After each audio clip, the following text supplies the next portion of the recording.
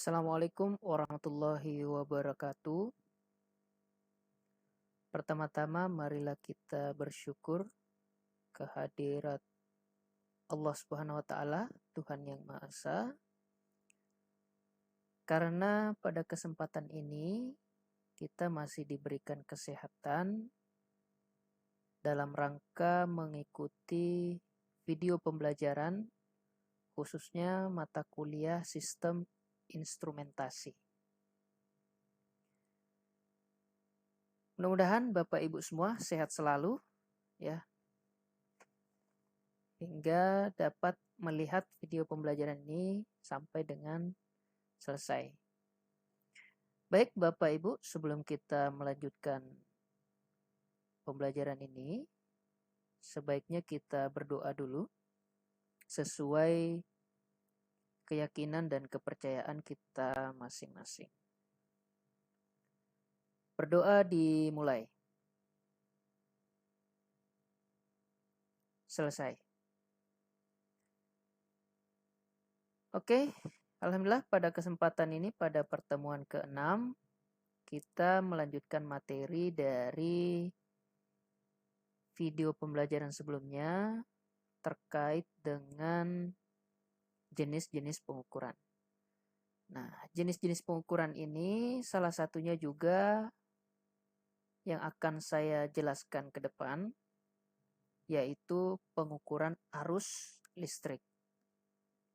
Tentunya sebelum kita melakukan pengukuran arus listrik, Bapak Ibu mungkin sudah tidak asing lagi apa itu arus listrik, namun perlu saya jelaskan kembali bahwa sebelum kita melakukan pengukuran, tentunya kita harus tahu dulu apa yang akan kita ukur.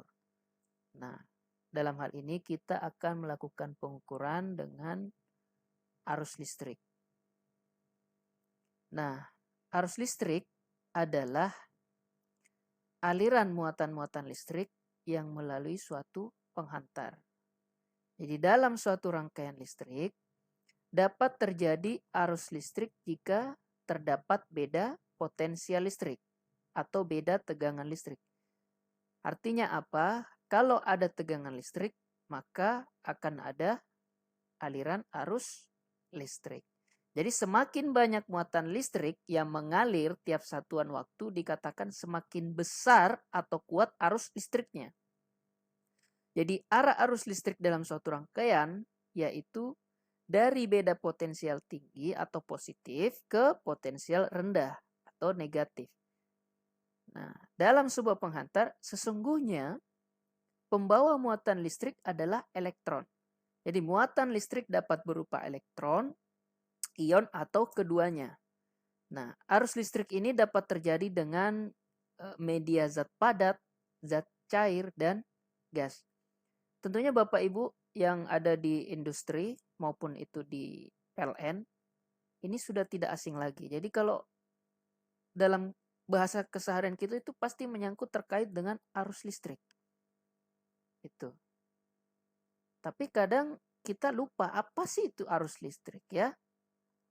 Nah, ini penjelasan terkait dengan arus listrik. Jadi arus listrik itu bisa melalui media air, tembaga, atau gas ya. Untuk sifat-sifat arus listrik, nah arus listrik ini yang mengalir dalam suatu bahan listrik dapat melakukan atau menimbulkan suatu usaha atau energi. Jadi menimbulkan energi panas, magnet, cahaya, dan reaksi kimia. Jadi kalau misalnya di rumah Bapak Ibu lampunya menyala, itu ada arus listrik yang mengalir melalui penghantar sehingga menimbulkan energi cahaya. Atau setrika misalnya, setrika Bapak Ibu panas ketika melakukan menyetrika. Nah, itu ada energi listrik yang mengalir melalui penghantar ke elemen pemanas sehingga menjadi energi panas. Gitu ya. Kurang lebih seperti itu dari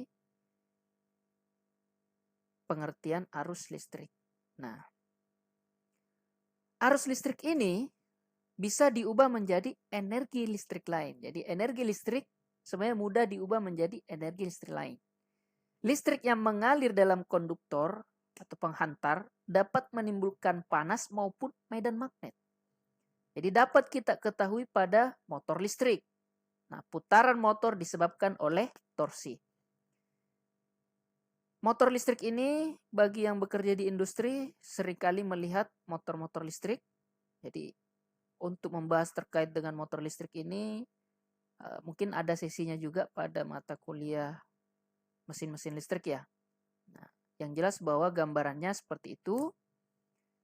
Nah, untuk prinsip kerjanya yaitu torsi atau momen gaya tersebut ditimbulkan oleh gaya magnetik sebagai akibat interaksi gerakan muatan dengan medan magnet. Gitu ya. Dengan adanya momen gaya tersebut, maka dapat memungkinkan motor listrik berputar yang kemudian dapat diaplikasikan pada salah satu contohnya kipas angin, motor listrik, dan peralatan mekanis lainnya. Jadi yang ada di rumah Bapak Ibu, misalnya kipas angin itu ada motor listrik, di mana motor listrik itu berputar karena medan magnet. Ya.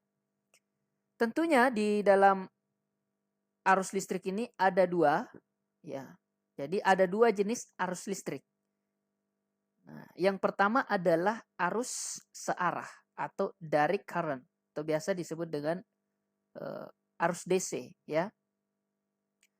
Dan arus bolak-balik atau alternating current. Jadi ada dua jenis arus listrik.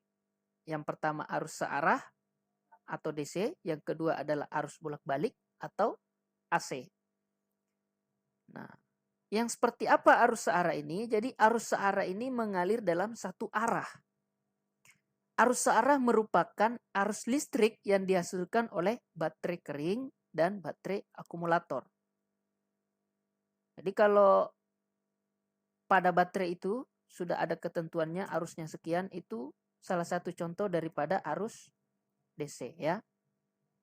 Nah, arus searah ini jarang digunakan di industri sebagai sumber energi utama karena kapasitasnya sangat rendah. Tetapi lebih banyak digunakan untuk mencatu sistem kontrol industrial. Nah, ini ada gambaran terkait dengan gelombang ya. Kalau kita menggunakan alat ukur osiloskop, kita bisa melihat bentuk gelombang daripada arus listrik. Jadi kalau arus listrik DC itu bentuknya seperti ini. Dia searah. Nah, sedangkan AC dia bolak-balik. Ini ya. Bolak-balik. Jadi arus bolak-balik ini selalu berbalik arah pada setiap interval tertentu. Jadi dia bolak-balik ya pada interval tertentu. Arus bolak-balik merupakan jenis arus yang banyak digunakan untuk mengoperasikan peralatan listrik, baik untuk keperluan rumah tangga maupun untuk keperluan komersial dan industri. Jadi untuk arus listrik ini sangat banyak ditemukan di industri, baik itu pada motor-motor listrik, ya. Kalau di rumah-rumah mungkin tiap hari kita gunakan namanya arus listrik. Nah, tentunya kalau ada tegangan yang masuk dari PLN itu akan ada arus listrik. Gitu ya. Arus listrik yang mengalir di dalam rangkaian listrik itu diukur dalam satuan ampere atau disingkat ampere. Jadi kalau mau mengukur arus itu menggunakan ampere meter. Jadi arus sebesar 1 ampere ini adalah jumlah arus yang dibutuhkan untuk mengalirkan arus listrik melalui resistansi sebesar 1 ohm pada tekanan listrik sebesar 1 volt. Ini untuk perhitungannya ada juga ya. Nah, tapi saya hanya menjelaskan secara garis besar apa yang dimaksud dengan arus listrik sebelum kita melakukan pengukuran arus listrik. Jadi arus listrik ini dapat diukur dengan menggunakan alat ukur listrik yang disebut dengan ampermeter. Tetapi saya memberikan gambaran dalam pengukuran ini, alat ukur yang kita gunakan itu multimeter. Di mana multimeter itu di dalamnya terdapat pengukuran ampermeter atau arus. Gitu ya. Jadi dalam prakteknya untuk mengukur arus listrik dalam skala kecil, lazimnya menggunakan ukuran miliampere. Di mana 1 miliampere itu sama dengan 0,001 ampere. Sebaliknya, untuk mengukur arus dalam skala besar digunakan ukuran kiloampere. Di mana 1 kiloampere sama dengan 1000 ampere. Gitu. Nah, itu gambaran terkait dengan arus listrik, baik itu arus listrik searah maupun arus listrik bolak-balik. Ya, itu ya. Berikutnya kita masuk pada langkah-langkah pengukuran arus listrik. Saya mengambil sampel dalam penjelasan ini berkaitan dengan arus listrik DC, ya. Tentunya langkah pertama yang harus kita lakukan itu adalah mengetahui bagaimana cara mengukur, bagaimana bentuk rangkaian ketika mengukur arus. Jadi dalam pemasangan ampermeter itu dirangkai secara seri terhadap beban yang akan diukur arusnya. Kalau Bapak Ibu lihat di sini kurang lebih seperti ini. Jadi dihubung seri terhadap beban. Beban yang ada di sini itu adalah resistor. Nah, untuk tegangannya itu berasal daripada power supply. Gitu ya. Jadi kita mau melihat aliran arus listrik ke tahanan atau beban. Setelah kita tahu cara merangkai dalam pengukurannya, tentunya yang selanjutnya kita lakukan adalah memastikan alat ukur tidak rusak secara fisik atau tidak pecah. Jadi diperiksa dulu sebelum melakukan pengukuran apakah alat ukurnya bagus atau tidak. Setelah alat ukur ini bagus, maka lakukan tahap berikutnya. Nah, atur sekrup pengatur jarum agar jarum menunjuk angka 0. Jadi kalau mau mengukur arus harus melihat kalau kita menggunakan alat ukur multimeter ini yang analog itu harus pada posisi 0 di jarum penunjuk. Itu ya. Setelah diatur untuk menunjukkan angka 0, maka lakukan kalibrasi alat ukur. Jadi langkah berikutnya adalah melakukan kalibrasi alat ukur. Itu. Setelah kalibrasi, kemudian langkah selanjutnya adalah atur saklar pemilih pada posisi skala arus DC ampere. Jadi kita kembali mengatur skala arusnya. Kita menunjuk ke arah DC ampere untuk untuk mengukur arus, gitu ya. Setelah posisinya di DC ampere, maka langkah berikutnya adalah pilih skala pengukuran yang diinginkan. Seperti misalnya ada yang tertulis di sini 50 mikro, 2,5, 25 atau 0,25 ampere. Jadi kita sesuaikan dengan apa yang akan kita ukur. Sehingga kita mengarahkan ke skala pengukuran. Gitu ya. Langkah berikutnya setelah mengarahkan skala pengukuran yaitu bila yakin rangkaian telah benar, hidupkan sumber tegangan dan baca gerakan jarum penunjuk pada skala hasil pembacaannya. Jadi kalau misalnya tadi rangkaiannya kita sudah tahu dari rangkai seri, kemudian alat ukurnya sudah bagus, kemudian selektor pemilihnya atau saklar pemilihnya sudah pada skala DC ampere, ya karena kita mau mengukur pengukuran DC, maka kita hubungkan tegangan, ya kita aktifkan tegangan, sumber tegangan yang ada pada misalnya power supply, ya, lalu kita lakukan pengukuran. Setelah itu baca jarum penunjuk arah kemana di alat ukur tersebut. Nah, gitu ya.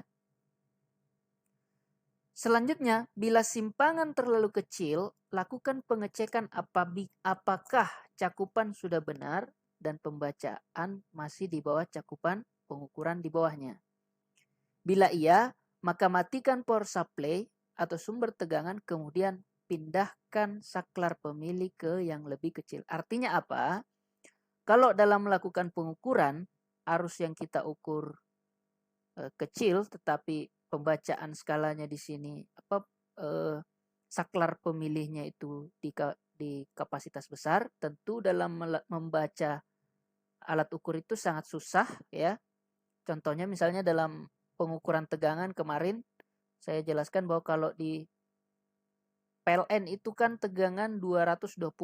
Nah, sedangkan selektor penunjuknya itu di 1000. Ini akan sulit membaca ketika batas alat ukurnya terlalu besar. Jadi kita turunkan. Jadi diputar pada nilai lebih kecil. Jadi turunkan agar lebih mudah dalam melakukan pembacaan. Setelah diturunkan selektornya menjadi lebih kecil, nyalakan kembali sumber tegangan, lalu baca jarum penunjuk hingga pada posisi yang mudah dibaca. Gitu ya. Nah, berikutnya, langkah berikutnya tentunya dalam setiap pengukuran itu kita harus, saya katakan kembali, harus memperhatikan kesalahan yang akan berakibat fatal baik itu pada hasil pengukuran atau alat ukur itu sendiri. Jadi hindari kesalahan pemasangan polaritas sumber tegangan karena akan menyebabkan arah simpangan jarum berlawanan dengan seharusnya.